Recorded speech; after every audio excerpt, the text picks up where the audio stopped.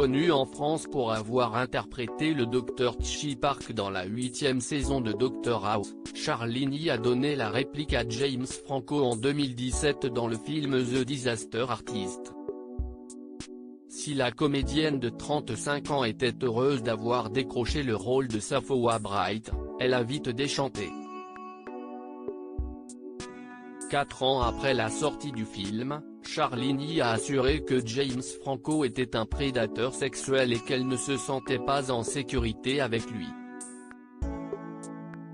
Quand j'ai essayé de rompre le contrat légal et de quitter The Disaster Artist parce que James Franco est un prédateur sexuel, ils ont essayé de me soudoyer avec un plus grand rôle. J'ai pleuré et leur ai dit que c'était exactement le contraire de ce que je voulais, que je ne me sentais pas en sécurité en travaillant avec un putain de prédateur sexuel. Ils ont minimisé et ont dit que Franco était un prédateur l'année dernière et qu'il avait changé.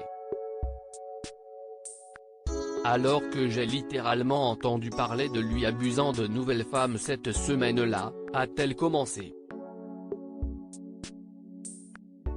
Ne souhaitant plus se taire, Charline a continué, les prédateurs feront preuve d'empathie, diront qu'ils feront mieux, tout cela afin de se protéger et de continuer à nuire aux autres. Les facilitateurs sont tout aussi toxiques et sont aussi des agresseurs. Je suis dégoûté par les hommes blancs qui choisissent le pouvoir plutôt que de protéger les enfants et les femmes des prédateurs. Éduquez, organisez et démantelez la corruption dans vos cercles et dans la loi. En colère, la comédienne a ajouté, les hommes blancs disent que ce n'est pas leur responsabilité quand ils tiennent James Franco pour responsable, ou quand ils tiennent Seth Rogen et les facilitateurs pour responsables.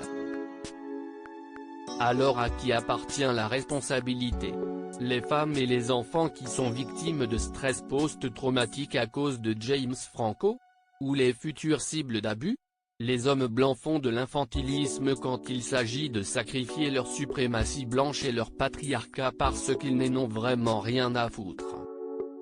Les accusations de l'actrice ayant un mauvais souvenir du tournage, Charline a expliqué, Seth Rogen était l'un des producteurs de ce film, il est donc au courant du pot de vin et des raisons pour lesquelles j'ai démissionné.